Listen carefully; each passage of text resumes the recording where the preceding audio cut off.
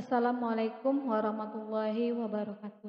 Hari ini materi yang kedua adalah tentang analisis varians atau ANAVA dua jalur. Nah, kenapa dikatakan dua jalur? Karena dia ada beberapa analisis. Misalnya di sini contohnya ada kelas eksperimen. Kelas eksperimen ini diajarkan dengan menggunakan model pembelajaran CTL atau Contextual Teaching Learning. Yang kedua, pada kelas kontrol itu menggunakan pembelajaran modelnya adalah konvensional. Kemudian di sini ada KAM. KAM adalah kemampuan awal matematis. Jadi eh, kita sudah tahu bahwasanya siswa ini memiliki kemampuan awal atau KAM tinggi, sedang atau rendah. Di mana tinggi itu kita simbolkan dengan satu, sedang itu dua, tiga itu rendah. Nah, untuk menentukan ini ada rumus tersendiri. Mungkin pernah dipelajari sebelumnya bagaimana cara menentukan tingkat kemampuan dengan tiga pilihan. Nah, ini udah ditentukan. Jadi di sini ada KAM, kemudian ada modal. Jadi kita mau melihat apakah ada perbedaan hasil belajar siswa yang menggunakan dua model dengan kemampuan yang berbeda. Nah, ini kita gunakan dengan analisis varians dua jalur.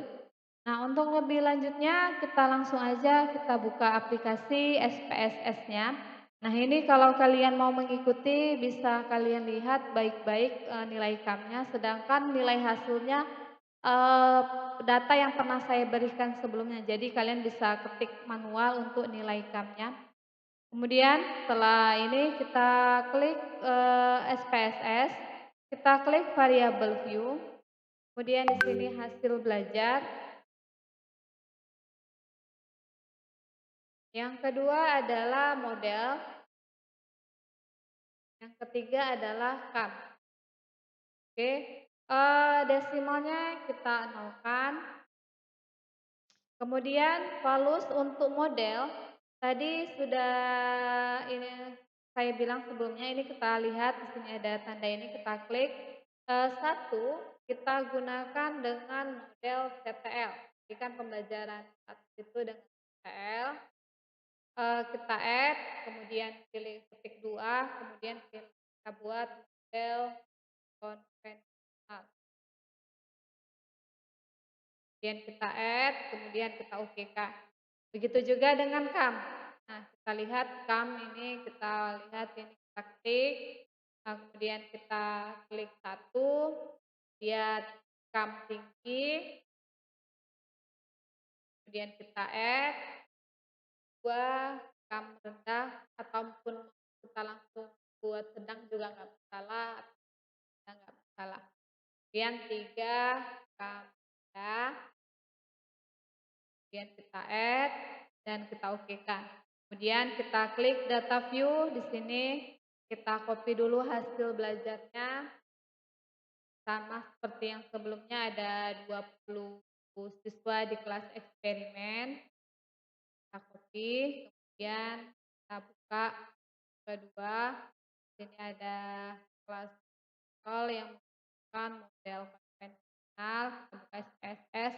Kita klik di bawah, di hasil belajar di bawahnya itu ada 20, berarti di 21-nya. Kemudian tadi kita bilang siswa 1 sampai 20 dia menggunakan CTL. Jadi karena dia ada 20 siswa, maka sampai di data 20. Nah, itu yang 21 kita klik 2, terus. Jadi ini sesuai dengan banyak responden atau siswa dari penelitian kalian.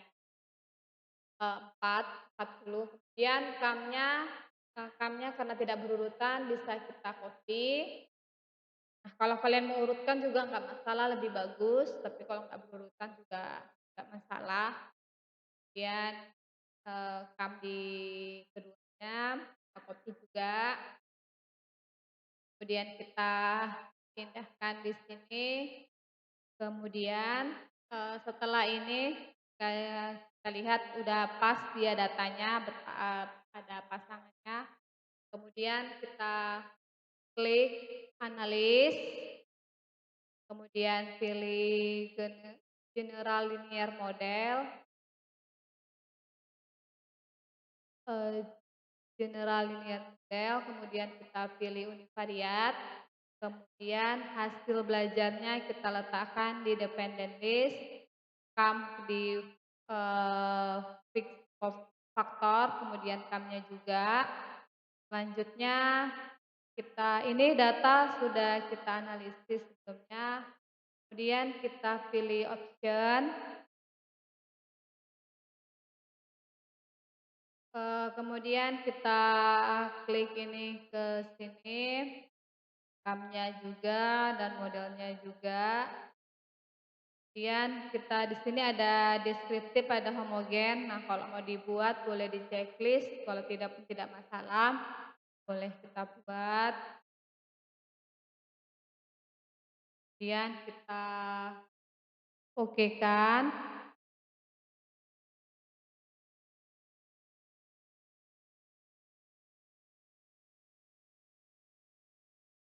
Hasilnya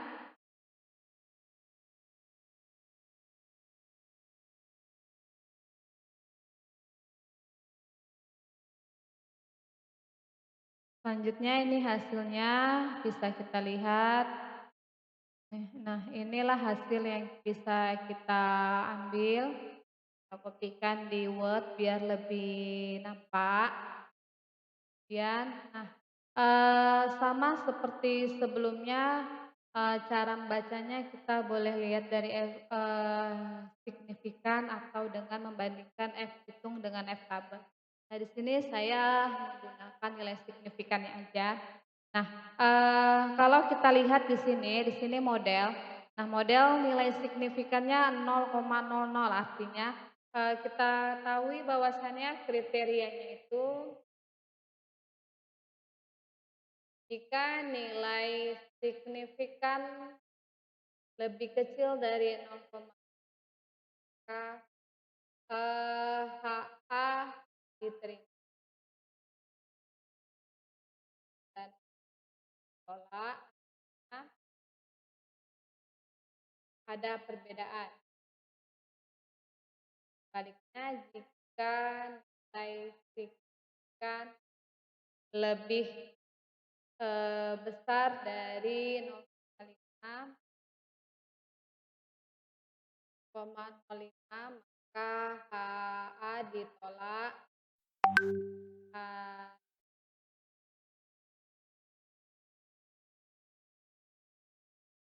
artinya tidak ada perbedaan. Oke, ini kriteria ya. Jadi yang harus ditulis dari situ kita lihat bahwasanya nilai signifikan pada model itu adalah signifikan pada model pembelajaran adalah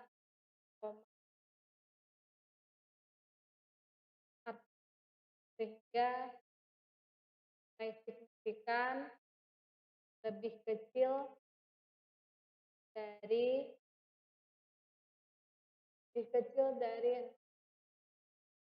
intinya. Perbedaan model pembelajaran, artinya terdapat perbedaan hasil belajar siswa dengan siswa yang diajarkan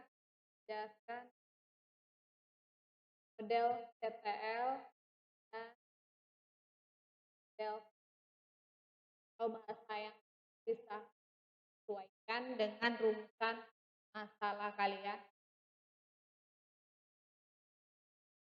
Kemudian lihat nilai KAM, juga sama nilai signifikan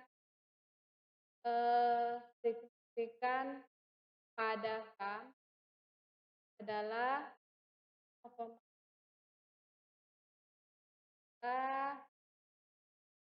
nilai signifikan lebih kecil di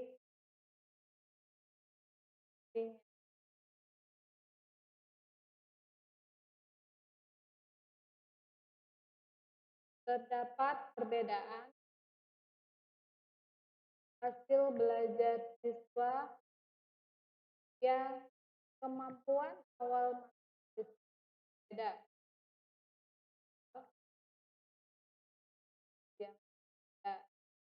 ini tinggi, rendah, rendah. Jadi, artinya pengetahuan awal ini mempengaruhi perbedaan hasil belajar siswa. Jadi kemampuan mempengaruhi, hasil perbedaan hasil belajar siswa. Sedangkan nilai signifikan signifikan pada model dan kam adalah oh, dia nilainya lebih besar dari 0,5. Artinya, tidak ada interaksi interaksi model pembelajaran dan baik PTL maupun konvensional dan KAM siswa baik itu tinggi, sedang, rendah terhadap hasil belajar siswa. Jadi nanti kalau kalian lihat apakah ada interaksi model pembelajaran dan kemampuan awal matematis terhadap hasil belajar. Jadi karena dia lengkap, berarti tidak ada interaksi model pembelajaran dan KAM terhadap hasil belajar. Sekian untuk penjelasan analisis varian ini saya tutup. Sebelum saya tutup, jika ada yang kurang paham boleh ditanyakan dan secara komen ataupun dari WhatsApp. Yang saya tutup. Assalamualaikum warahmatullahi wabarakatuh.